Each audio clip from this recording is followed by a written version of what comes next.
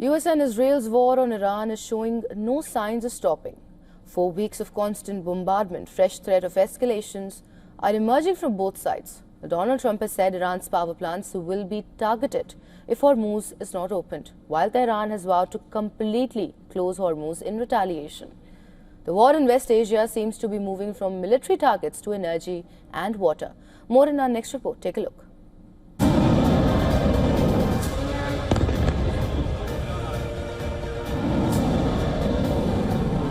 Bombs, jets, missiles and drones are flying across West Asia. From land strikes to naval warfare, waves of attacks and counterattacks are offsetting the security calculus, not just in the Persian Gulf, but also for the continents far away. The White House is now threatening to up the stakes. US President Donald Trump has issued a 48-hour ultimatum for Iran to open the Strait of Hormuz or face attacks on energy infrastructure. Trump's deadline expires on March 24th. Trump has threatened to obliterate Iran's power plants, starting with the biggest one, the Bushehr nuclear power plant. The Damavand natural gas plant is also in the line of fire. Iran has refused to heed Trump's threats.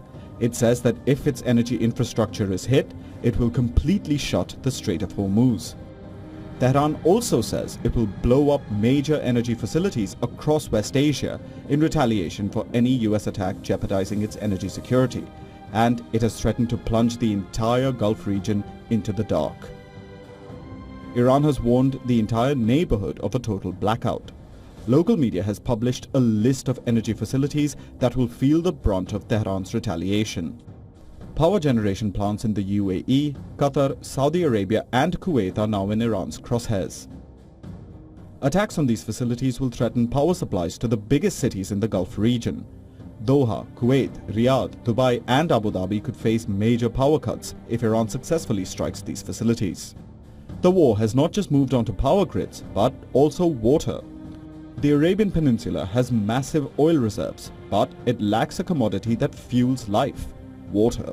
Countries across the region rely heavily on water desalination to quench the thirst of its population. A majority of these water desalination plants are located in the Persian Gulf region. Gulf countries produce about 40% of the world's entire desalinated water. The region houses over 400 desalination plants.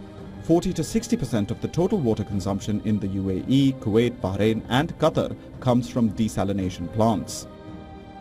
Iran's sworn enemy, Israel, gets over 80% of its water through the desalination process. Attacks on these plants could create a water crisis in the entire region, making life difficult for the common people. A water war is not a distant possibility.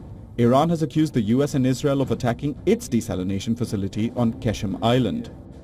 Since then, Bahrain, Kuwait and Dubai have reported attacks on water desalination plants at different intervals.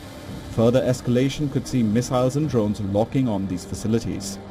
Iran has so far maintained its eye for an eye retaliation tactic.